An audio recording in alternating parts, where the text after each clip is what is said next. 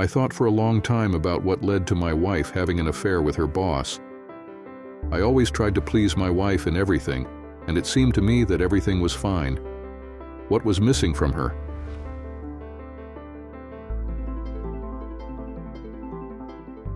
It was a lovely winter day in Austin, Texas, with a high of 67 degrees and a gentle breeze from the west.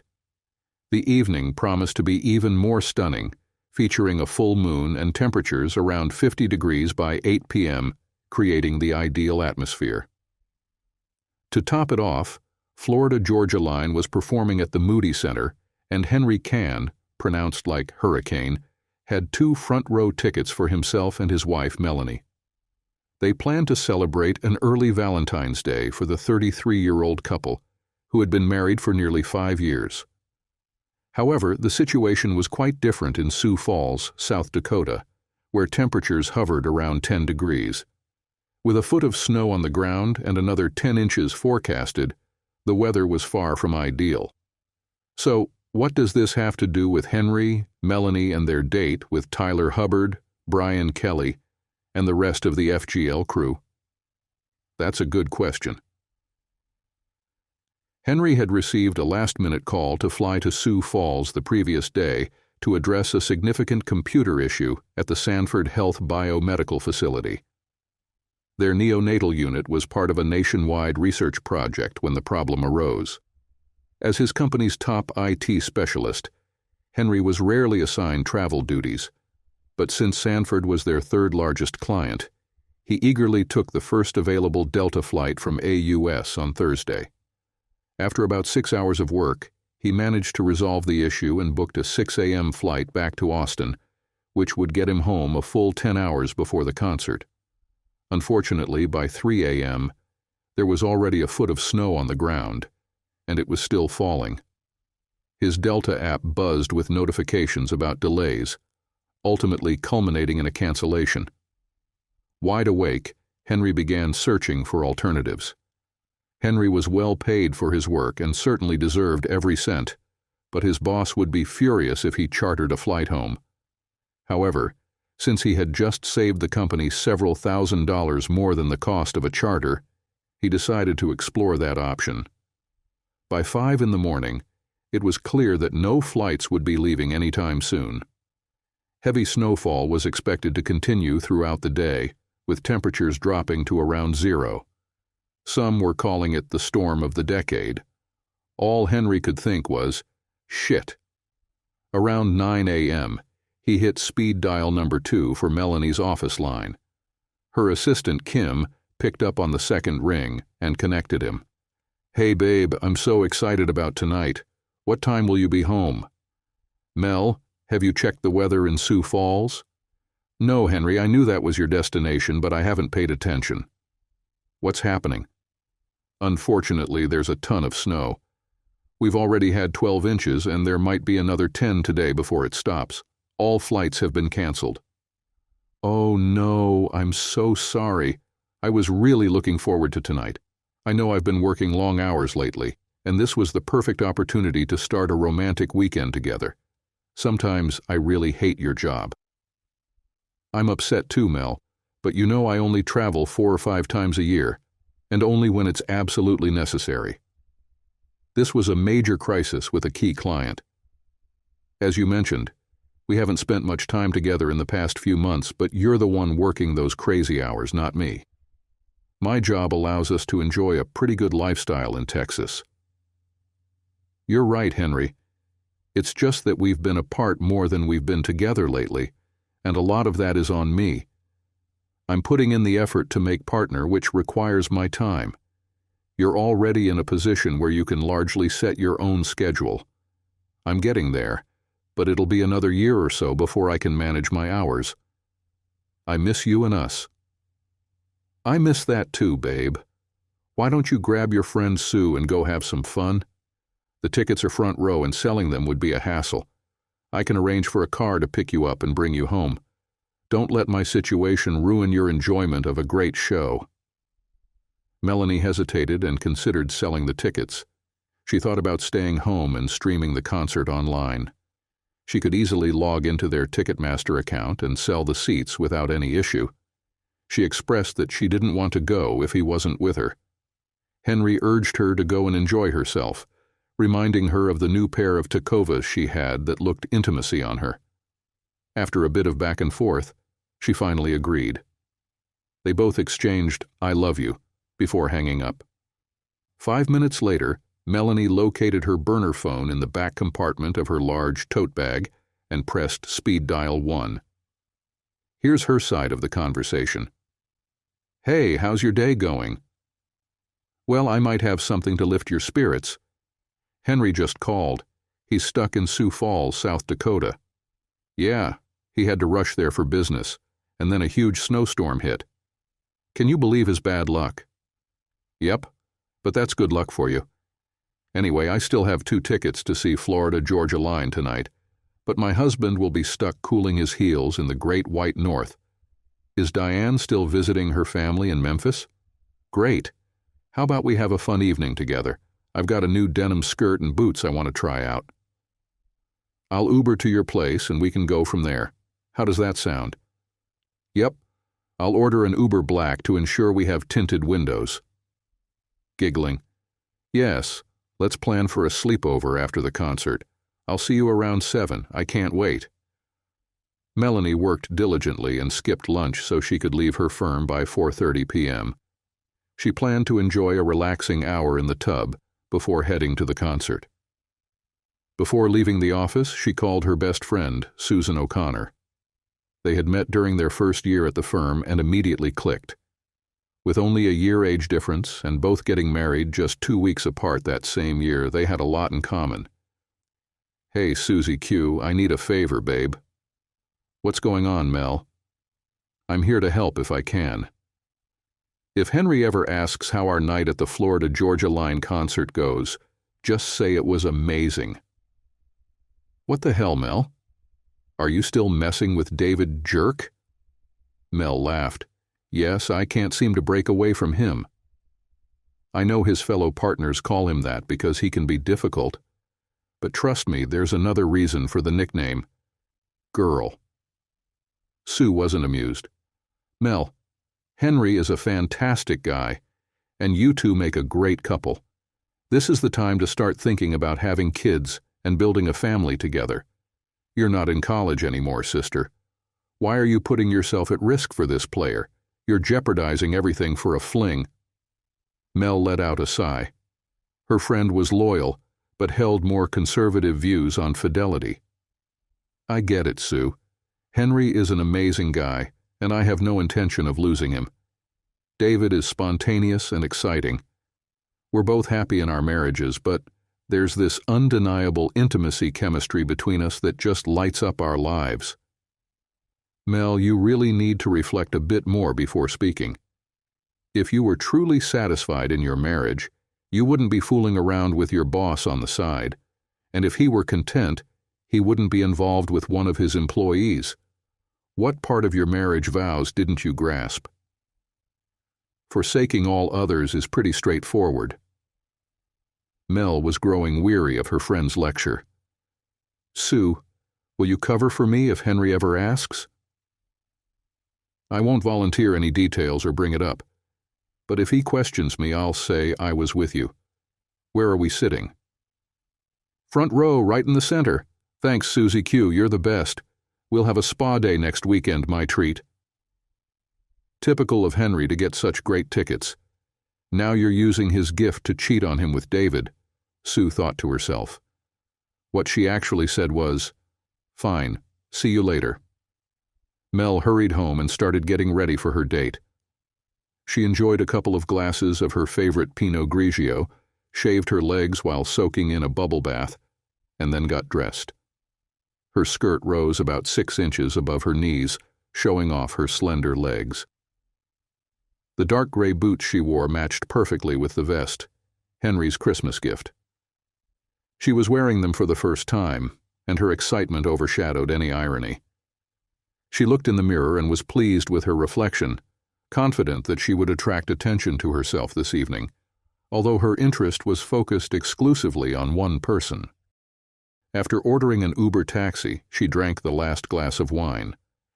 When the driver arrived, she mentioned that she needed to stop by briefly before going to the concert, and the driver gladly agreed. More money in his pocket was a win for him. They drove up to a secure apartment complex, and Melanie gave them the entry code. The car drove 2 blocks and stopped at the curb. As planned, David Miller, her boss, rushed out of his apartment and jumped into the back seat, greeting her with an enthusiastic kiss. "My God, you smell and look amazing, Mel. I think we should skip the concert and go straight to your house." Melanie kissed him back. "Calm down, big boy. We'll have plenty of time for that later. It's going to be an incredible show." The Uber driver remained silent, but couldn't help but notice the engagement ring and diamond on her left hand as she kissed and hugged her lover. "What an abomination," he muttered to himself. Mel never wanted to betray her husband. Their first meeting was arranged by her best friend on a blind date, and a mutual attraction instantly broke out between them. Mel was outgoing, friendly, and easily found a common language, while Henry was more reserved, but had an inner strength that attracted her. She never felt that he overshadowed her. On the contrary, his presence gave her a sense of security. He was both kind and assertive, radiating warmth and wisdom beyond his years. Henry attended college on an ROTC scholarship, and after graduating he served in the Marine Corps for 5 years. This education, combined with his personality, made him a man who could always be relied on, which Mel found incredibly attractive, along with his appearance at 6 feet 2 inches tall and 190 pounds. From the very beginning, Henry was unsure of Mel's feelings for him. He didn't consider himself special or worthy of her attention. Serving in the Army instilled in him a sense of duty towards others, teaching him, "You command from the front and retreat last," a lesson that he remembered long after leaving the Army. As a result, when he was being chased by an attractive woman, he felt a little awkward. The only times he felt really out of place were when Mel would suddenly snap at him or give him a look across the crowded room that seemed to say, "You need to find a way to get me into bed right now." As they developed their relationship, Henry's fears diminished, and Mel's confidence in their partnership strengthened. They got married after an 18-month courtship, which included a 4-month engagement. Thanks to his military occupational specialty in communications and his natural skills, Henry secured a great job with his current company in Austin. By his 3rd year there, he was managing his own department, and by the 5th year, he had become the vice president of IT development and client support. Mel graduated from law school just 9 months after their wedding and secured a solid entry-level position at a mid-sized law firm in Austin that focused on oil and mineral rights. She was exceptionally bright and began attracting the attention of the firm's 3 partners, Connor, Sims, and Miller. This is when the complications began. David Miller was a 43-year-old married man with 2 teenage children, and his wife Diane worked as a principal at a local high school. Mel admired Diane and always thought they made a good couple. However, her boss was somewhat of an enigma. It was evident that David Miller was a demanding individual to work for. He put in at least 55 hours a week as a senior partner, while his 2 partners worked barely 40 hours. He expected his team to clock around 70 hours each week. By her 3rd year at the firm, Mel had finally managed to reduce her hours to a more manageable 65 per week.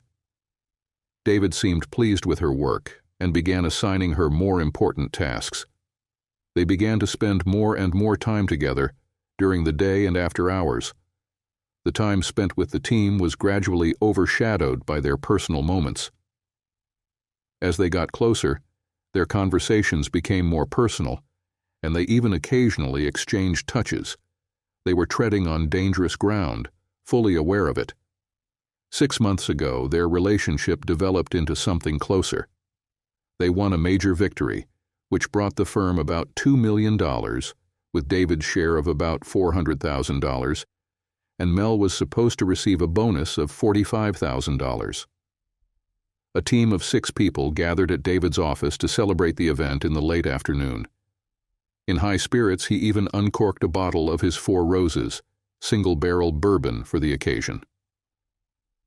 An hour later, the party started to end. David asked Mel to stay for a minute, which elicited knowing grins from some of the visitors. After watching the last guest leave, David quietly locked the door. He turned around and saw that Mel was leaning against his desk, already unbuttoning her blouse. David quickly crossed the room, hugged her, and kissed her. "It's happened." "You're incredible, Mel," David finally said, moving away from her so that she would turn around and settle into his arms. "I love our conversations, but I think you're really amazing, and I hope this isn't just a one-time meeting." "No, David. I don't see this as a fleeting moment. I feel a connection with you that I don't want to ignore. We're both married, and we want to keep it that way. But I hope that from time to time we can share experiences like today's." "I'm glad to hear you say that, Mel. Yes, we both want to save our marriage, but I also want us to have more moments like this."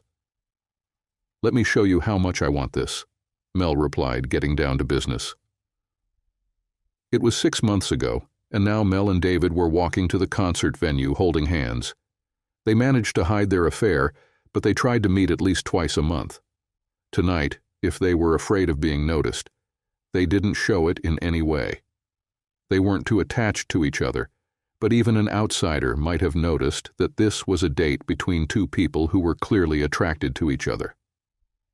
Meanwhile, back in Sioux Falls, a frustrated Henry decided to broadcast the concert live. "If I can't be with her, maybe I can catch a glimpse of her when the concert is shown to the public," he thought. After the opening number, the FGL group took the stage, performing 4 fast and loud songs. Until the 5th song, which was slow, the camera was not focused on the audience. When the love song "Cruise" started playing, the cameras started filming couples in the crowd. Henry almost ran to the bathroom when the song started playing, but remembered that it was Mel's favorite song, so he stayed where he was. In just 30 seconds, his world had collapsed and his marriage was over. The camera focused on a couple in the front row, right where Henry was buying tickets. A man and a woman embracing slowly rocked and kissed, clearly unaware that they were on the big screen. By the new shoes Henry had given her last Christmas, he unmistakably recognized Mel, and although he didn't know David Miller well, there was no doubt that he had hugged and kissed his wife. Henry collapsed to the floor, speechless. The pain of betrayal pierced him like a punch in the gut. He felt exhausted, dizzy, and had difficulty breathing. The camera panned over the other 3 couples before returning to Mel and David. This time, Mel broke off the kiss, looked up, and saw their images on the screen. It was impossible to hide the panic on her face. She buried her face in David's chest, pulling his head down to her so he wouldn't look up. For 15 minutes, Henry sat on the floor with tears streaming down his face. He hesitated between asking questions like, "Why Mel?" and in order to, overcome by pure rage, exclaim, "To hell with you, Mel, and I'm definitely going to get back at you, David Miller." When he began to come to his senses, he realized that he needed to act, and quickly. During his time in the Corps, he had learned that staying still and doing nothing meant certain death. If he moves and takes the fight to the enemy, he will have a chance. Therefore, he began to act. Henry called his close friend and lawyer, Michael Lipscomb. Michael was stunned by the call at 9:30 p.m. on Friday, but he was even more surprised by the topic of the conversation. He expressed his condolences and pressed Henry's call button several times to make sure it was Mel. After making sure it was him, he told Henry to hang up, but expect a call in the next 5 minutes. 3 minutes later, the phone rang. The number was unfamiliar, but it had an Austin area code of 512. "Hello, this is Henry Kahn." "Hello, Mr. Kane, this is Erica Hamilton, Michael's lawyer and good friend." "Hello, Mrs. Hamilton. Thank you for contacting me." "Please call me Erica, and you can call me Henry," she replied. Henry was about to reply, but she continued, "I'm sorry for the abruptness, Henry, but we need to act quickly. Your wife is at a concert with another man, and you saw them live, right?" "Yes." "Well, could you tell me where they were sitting and what they were wearing as far as you can remember?" Henry answered as quickly and clearly as he could. "Once we finish this call, please send me the latest and best photo you have of your wife. I currently have a private investigator heading to the concert. He'll arrive in about 10 minutes and will monitor them throughout the night and possibly the rest of the weekend. We need to collect as much evidence as possible, and quickly." "All right, thank you." "Henry, could you come up with a reason to stay in Sioux Falls for a few more days? I want our evidence to be solid, and one night at a concert won't suffice. If you can manage to be snowed in or take on some extra work for your client, it will increase our chances of catching them off guard. I hope you don't mind my frankness." "Yes, I can make that happen," Henry replied. "Okay, Henry, please send me the picture as soon as possible and stay alert. I'll call you with an update no later than noon tomorrow. Make sure to call your wife in the morning at a reasonable hour and let her know you'll be delayed at least until Monday night. I assume your boss won't mind." "Yes, I'm a senior VP, so my schedule is quite flexible. I can take on some additional work with a client on Monday." "Excellent. I have to go now, but we'll talk tomorrow." Henry appreciated the swift conversation and action. His mind was racing, and he had no clue what the outcome would be, but it was evident that this woman was skilled. He hardly slept that night, and as a side note, he never listened to FGL again. By 5:30 a.m., Henry gave up on trying to sleep. He got out of bed and looked outside. The snowfall had lightened but was still coming down. He turned on the local radio station, which reported that a total of 22 inches had accumulated over the last 36 hours, a significant record for Sioux Falls. It was clear that nothing would be moving until later in the day, or possibly the next. Henry started jotting down his thoughts. Cheating was completely unacceptable to him. It didn't matter whether this was the first time or the 100th. He wouldn't tolerate broken trust in close relationships. As if the betrayal of cheating wasn't bad enough, the disdain they both displayed toward him was outrageous. They were slow dancing and kissing in a public place in his town. Even if only a couple of acquaintances spotted them, word would get out. "Did you hear Melanie Can is cheating on her husband with her boss?" There was no way he would stand for that nonsense. He reflected on his role as her husband over the past 5 years. He had always been faithful. Not that women were clamoring for his attention. He rarely noticed anyone else. He was madly in love with Mel, which meant he was completely loyal to her. While they had their arguments now and then, he considered himself a good husband, caring, friendly, protective, and always treating her as an equal partner. No, he did not deserve to be treated with such contempt. He created a spreadsheet to outline his assets and liabilities. He compiled a brief list of people he needed to contact, including his boss, his dad, and 2 friends from the Corps. He outlined his next steps, pending his conversation with Erica.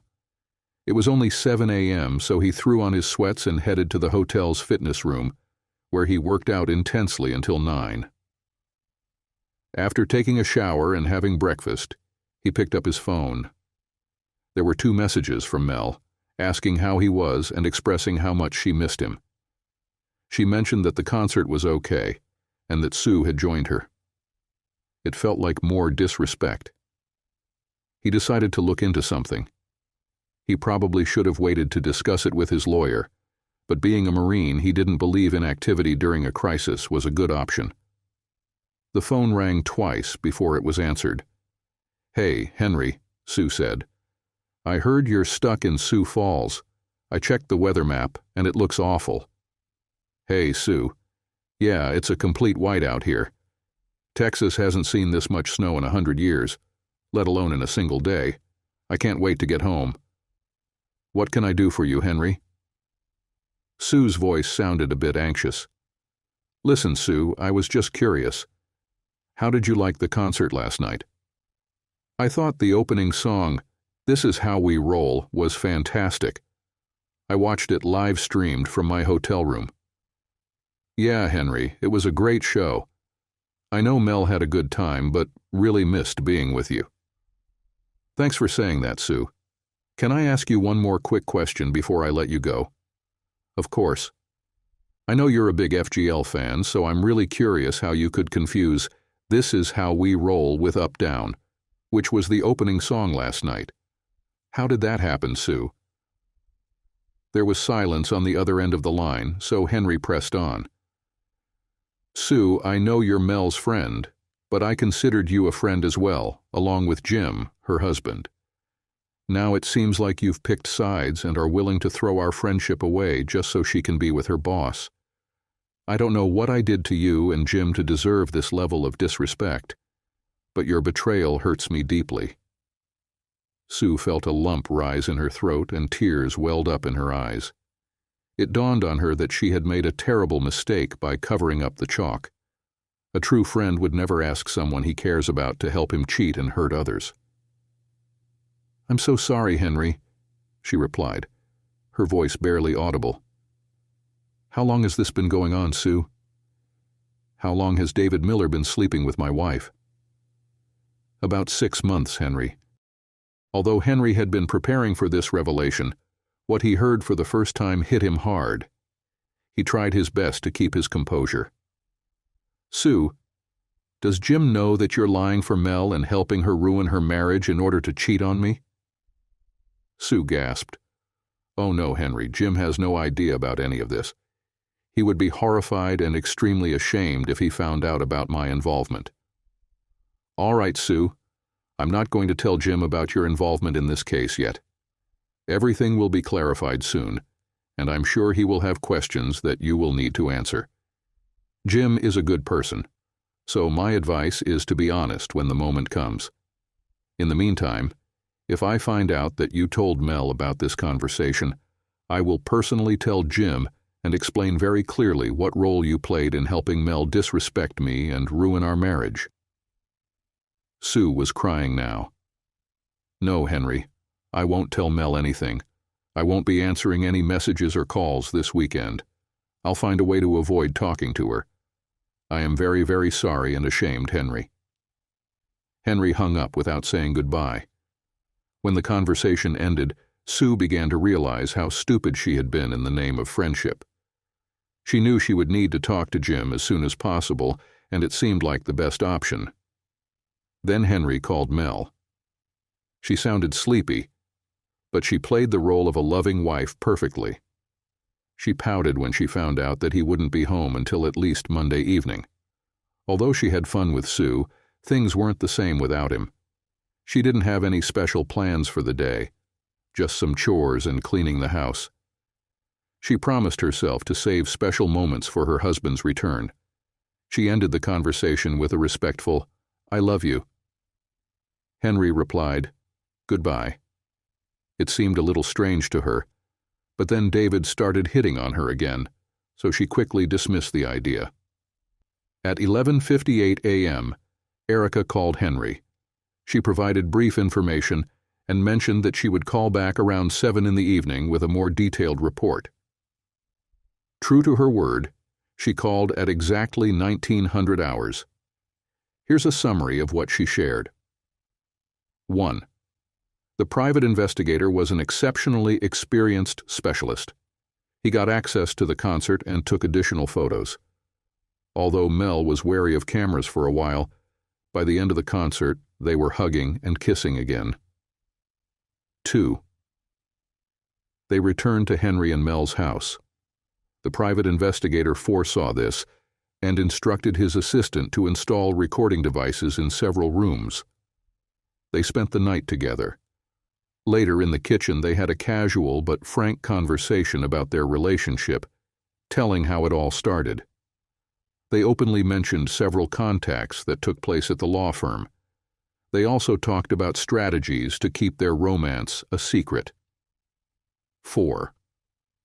After that, they went to lunch and returned to Can's bedroom, where they spent the rest of the day and evening continuing to engage in intimacy. 5. The private investigator continued to observe and record, although Erica assumed that, most likely, everything would be about the same. Then she asked Henry what he was thinking. He reflected and took notes throughout the day and shared his thoughts with his lawyer. She publicly and privately shamed me for 6 months. The marriage is over, he said. She has to endure the humiliation she subjected me to in front of her friends and family. The truth about her actions must be revealed. There is no need to exaggerate. The facts are obvious. And I don't want to hear any nonsense about irreconcilable differences. I want her to be served at work as soon as possible. I also want his wife to know when I'm going to serve Mel, and maybe she can arrange to serve the guy at the same time. David is no exception. I want his wife to have all the information we have about him. I truly hope she takes him for everything in the divorce. I also wish that his partners have more integrity than he does, and push him out of the firm. Perhaps if we threaten to sue the firm due to the instances of them being intimate in the office, we could motivate them to take action. I don't want to stay in the house. I need to sell it. There are just too many memories. Honestly, I'm not even sure if I'll remain in Texas. However, I don't want her to have it either. I hope we can just do a 50-50 split through the sale. I also want to protect my assets fiercely. I don't mind using my funds to pay off cars or other minor debts, but I absolutely do not want her to receive any alimony from me. She just got a substantial bonus and is already making a low 6-figure salary. Erica asked a few questions for clarification. She informed Henry that, given his strong earning potential, it was quite possible she would receive some alimony. However, if the law firm has a morality clause, they could demonstrate that her infidelity led to the breakdown of the marriage, which could work in his favor. Henry would remain in Sioux Falls, or possibly return to Austin, keeping a low profile until Tuesday midday. Mel would be served in the mid-afternoon. Erica planned to locate Mrs. Miller beforehand to see if she wanted to get involved. Henry noticed that Mel hadn't called him again on Saturday or throughout early Sunday evening. She and the jerk must be having a fantastic time. He realized he needed to call her, or she might start to suspect something. He dialed her number around 9. "Hey, I was just thinking about you and realized we hadn't spoken since yesterday. I hope you're still coming home tomorrow. I can't wait to see you. I've missed you so much." "Sorry, Mel, but it will be Tuesday. I have a flight through O'Hare that will get me home around 3 p.m., so let's plan on having dinner together then." "Okay," she replied, sounding disappointed. "But the next time I run into James, the CEO and Henry's boss, I'm telling him no more winter trips. He ruined a perfectly good weekend we should have enjoyed together." "You can tell him that whenever you see him again," Henry said, nearly chuckling at the thought. Inside, he was thinking, "What a cold-hearted, evil person you've become, Mel." They exchanged a few more words before ending the call. Mel said, "Henry, I love you so much. You know that, right? You know how much I love you." "Yes, Mel," Henry replied, trying to hold back fresh tears. "I know exactly how much you love me." And with that, he ended the call. He couldn't allow himself to be humiliated by her anymore, even though he understood what was happening with her. "She will never humiliate me again," he thought, as he dialed his boss James to keep him informed. Henry sat at the kitchen table, right on time at 3 o'clock that Tuesday afternoon. He wasn't sure when Mel would return home. He knew from Erica that everything was in motion. Mel was to be served between 2 and 4. Apparently, Mrs. Miller had already forgiven her husband for 2 previous affairs with women like Mel, but she had no patience for a third, and eagerly hired Erica to represent her. Both Henry Cann and Diane Miller were named as plaintiffs in the civil suit against Connor, Sims, and Miller. Erica reminded them that the case might not go very far, but word was that while Connor and Sims weren't saints, They wouldn't tolerate immoral behavior that could damage their firm's reputation. There was a chance that the guy might get fired. At 3:15 p.m., Erica called to inform Henry that the papers had been served. While they discussed the next steps briefly, Henry's phone buzzed nonstop with texts and calls from Mel. The texts in order said, "WTF? How dare you humiliate me at work? Answer me, you jerk. You better be home when I get there. I'll never forgive you for this." Henry had only been in combat twice. His role in communications was primarily combat support, but as every Marine is trained to be a rifleman, he had found himself in firefights twice during his time in Iraq. Neither incident lasted long, but after the second one, his captain, who rarely complimented anyone, pulled the young first lieutenant aside and told him he had handled himself well for a newcomer. That experience in battle now kept Henry calm and composed as he prepared for the confrontation that was about to unfold in his kitchen. "Henry, Henry, where the hell are you?" Mel shouted, storming through the side door from the driveway. Henry remained silent, sitting at the table. Mel rounded the corner, holding a file, and slammed it down angrily in front of him. "You bastard! You served me divorce papers at work? How could you be so heartless? Do you know how humiliating that was?" Her voice softened slightly. "Why, Henry? Why would you file for divorce? We love each other. We have a great marriage and an amazing future ahead. What are you thinking? Talk to me." Henry stayed composed. It was the first time he'd seen Mel since the awful realization he had the previous Friday. Her eyes looked hollow and swollen. She was jittery and on edge. He noticed she had opened the divorce petition, but hadn't appeared to go through the file in detail. "Sit down, Mel, and let's talk about this." "Don't tell me to sit down, you jerk. Who do you think you are? Are you sleeping with someone else? I swear, if you are, I'll make you regret it." She stood over him, seething. Enough is enough, Henry thought. He rose to his feet, towering over her. With a calm but stern expression, he spoke in a commanding voice. "Sit down, Mel. Now." She sat. "Mel, have you even looked at the documents attached to the divorce petition?" She shook her head but didn't reach for the file. "All right then, let's go over what caused my entire world to collapse last Friday night. First of all, here's a picture of you and David at the concert, not Sue, whom you lied about, but with your boss. You two are in a loving embrace and kissing." Mel recoiled from the table, as if the photograph were a venomous snake. "David, it's not—" "Hush, Mel. It's my turn to talk. You'll have another chance. The next thing is a flash drive. I'm not going to play it now. You can do it later on your laptop.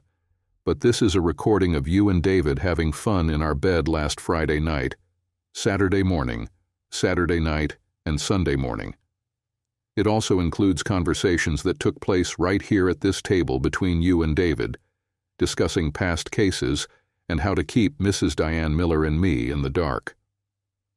Oh, and by the way, I know your office isn't next to David's, so maybe you didn't notice, but Mrs. Miller handed him the divorce papers today.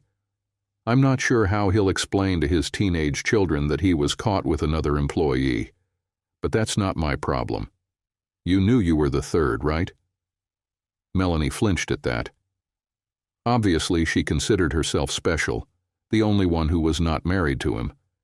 It turns out that David is a great liar. But on the other hand, he is a lawyer, so what did she expect? Anyway, there are more details here about your infidelities that Sue remembered. Obviously, she realized that by covering for you, she could lose her marriage to Jim, so she confessed everything. She revealed everything. She lied every night and said you were with her, even the bachelorette party last November, which was just an excuse for you and David to sneak off to South Padre. Oh, and I wouldn't contact Sue anytime soon. Jim has made it clear that their marriage is over if she talks to you in his presence. And finally, you have a copy of the civil lawsuit that Diana Miller and I are filing against your law firm. Sleeping with David in our marital bed is not against any company rules, but his office is a completely different matter. Our lawyer thinks we can make a good case there. My dear, unfaithful wife, this is why I'm divorcing you. You've broken my heart in a way I can't even begin to express. Last week, I was devastated when I had to fly to Sioux Falls because I was so eager to spend time with the only woman I've ever loved, the only woman I ever wanted to love, my wife, the one I imagined being the mother of our children. Then, as I sat watching the concert live stream, hoping to catch a glimpse of you singing and dancing, making the most of our time apart with your loyal friend Sue, I was shattered. I nearly died when I saw you in the arms of another man, longing for him, accepting his kisses and touches. My soul was crushed in that instant. I'm strong enough to handle being wronged, Mel, seriously wronged even. No one is perfect, not you, not me. Forgiveness is essential in any marriage. But you didn't just wrong me. You treated me with contempt. You deliberately humiliated me for everyone to see. That I cannot and will not tolerate. I refuse to remain married to you, not for a second longer than it takes for the divorce to be finalized. I won't make this easy for you. I'm going to hold on to as much of my money as possible. Your family and friends will know exactly what you've done. I won't protect someone who spat in my face with her actions. You're on your own now. Maybe that's what you wanted all along. That's it. I'm done. Say what you need to, if you want. Mel was fighting back tears, but was struggling to keep them at bay. She was strong and proud, but this man, the one she said she loved and had so deeply betrayed, had completely unraveled her just by telling the truth. He had pinpointed the full extent of her terrible actions and their consequences. She wanted to hate him, to shift the blame. She was desperate to avoid facing her obvious guilt, but there was no escaping the truth of who she had become. Did you tell my parents? No, I'll leave that to you. I've spoken to mine, to my boss, and to a few friends I served with. Aside from my lawyer and the company's attorney, Michael, I haven't told anyone. But make no mistake, if you try to twist the truth or downplay what you've done, I'll show them everything, including what's on the thumb drive. I can't tell my parents everything. It would destroy them to hear all of this. You don't hate me that much, Henry. Mel, you didn't care at all about my feelings or how your actions shattered my heart. You've treated me with nothing but contempt for at least 6 months. And that's not counting if there were others before this guy. Don't act like you're the victim here. I'll give you 1 week to tell them, and then I'm calling. They better understand the full story, or they'll receive everything. Henry, I swear I didn't have anyone else. David was the first and only one. Of course, Mel. And last Friday you and Sue were at that concert together. You didn't spend the whole weekend in our bed with the wrong guy, did you? When you told me how much you loved me, did you really not sleep with him? To be honest, I guess you're lying every time you speak. I doubt you even remember how to tell the truth. Henry, I didn't want this to happen. I wasn't looking for that. I just got carried away after we won the Dutton case. I wanted to stop as soon as it started, but I didn't, and I'm not sure why. Really, Mel, you don't know why?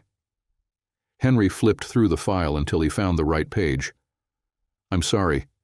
I should have guessed from your conversations how dedicated you were to your work. For example, this cute quote from 2 months ago when you two were lying in our bed. David, we need to be very careful. If Diana or Henry ever find out, it will all be over, and I never want to stop being with you. Yes, Mel, it sounds like you're worried about what you're doing. Not just cheating, but lying in our bed with another man and admitting that you never want to stop. You're completely out of touch with reality, Mel. Henry's words began to sink in. Mel sat in silence for a few moments, leaning back in her chair. Finally, she spoke. There's no excuse for me, Henry. I'm an adult, and I made my own decisions. I thought I could hide it from you. I thought I could play this game. And if you never find out, it won't hurt anyone. I knew David was just a hobby. I knew that we would never love each other, even though I said those words. I've never felt for him the way I feel for you. But I blithely betrayed you and the love you gave me." Mel paused briefly to blow her nose and wipe her eyes. She looked at Henry, who was sitting across from her, and immediately noticed two things. His wedding ring was on the table, and it was clear from the expression in his eyes that he was lost to her, and it was impossible to save him. Now he felt the same contempt for her that she felt for him. Her secure world with her loving husband was gone. "Henry, I'm at a loss. I do not know what to do or where to go. Leaving home before the divorce would be tantamount to admitting defeat and financial ruin. I guess you're not going to leave either. Can we stay here for now? I need time to figure this out. I can't promise that I won't contest the divorce. Right now, all I want is to be with you forever. I can't imagine life without you. I will stay in one of the spare rooms and will communicate with you only as needed, as with housemates. I will respect your personal space." "Mel, I can't tell you what to do, how to think, or where to go. My lawyer Erica said I shouldn't leave the house until the divorce is finalized, and she thought you'd feel the same way. You can have the master bedroom tonight. I refuse to sleep on the mattress that you and this guy were on. I'll give it to charity tomorrow, and a new one will arrive. This will be my bed, and you will never sleep on it. Thanks for understanding, Henry. I had no choice but to fight to stay, legally speaking, but I appreciate that you compromised. I'll start moving my stuff out tomorrow while you're at work." Mel stood up to hug Henry, but he abruptly pulled away. "Don't you dare touch me, Mel. I can barely be in the same room with you without losing my temper. You broke my heart. You destroyed us. Don't even think for a second that I can comfort you after what you've done. You made your decisions alone. Now live with them alone. I may never fully recover from your betrayal, but I will work hard to get you out of my life, and this process has already begun." Mel leaned back in her chair, put her head in her hands, and began to cry. Mel fought the divorce fiercely. Deep down, she hoped Henry would change his mind and stay. She also had to fight to preserve any sense of self-respect. Many of her friends cut ties with her when they learned what had happened between her and Henry. Mel requested the court to order counseling, proving that she was already in therapy and denying any involvement with David Miller.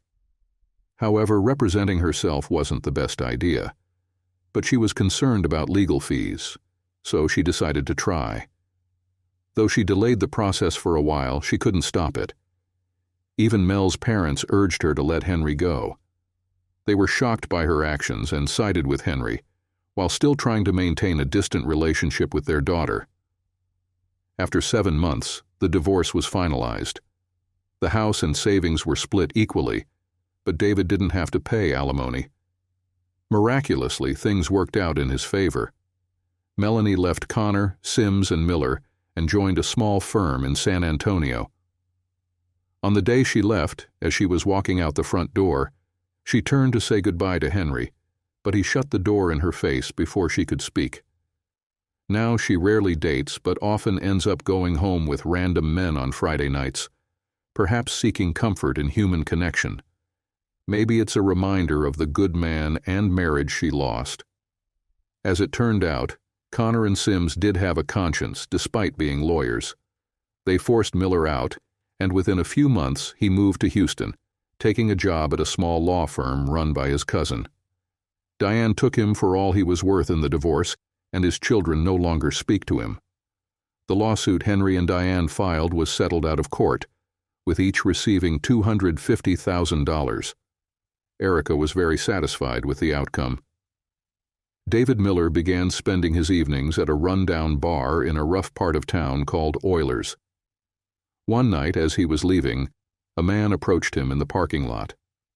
When David looked up, he found himself staring into the eyes of Henry Cann. This area had no security cameras. Henry greeted him with, "Hello, jerk," before landing a brutal punch to his face. David's nose and jaw were broken. As David spat out blood and a couple of teeth, Henry leaned over him. "I wanted you to know who did this to you, David. I wanted you to see it coming.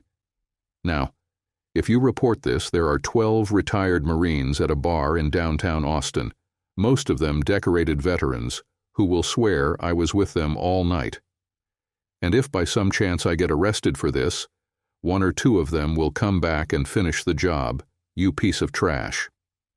No charges were ever filed.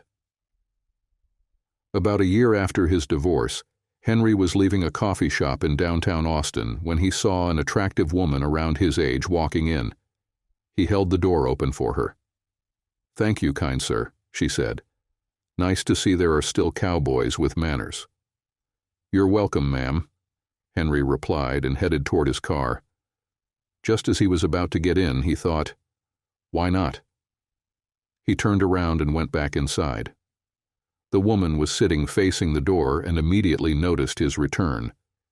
Henry walked straight to her table, extended his hand, and said, "I'm sorry, but I just wanted to introduce myself. I'm Henry."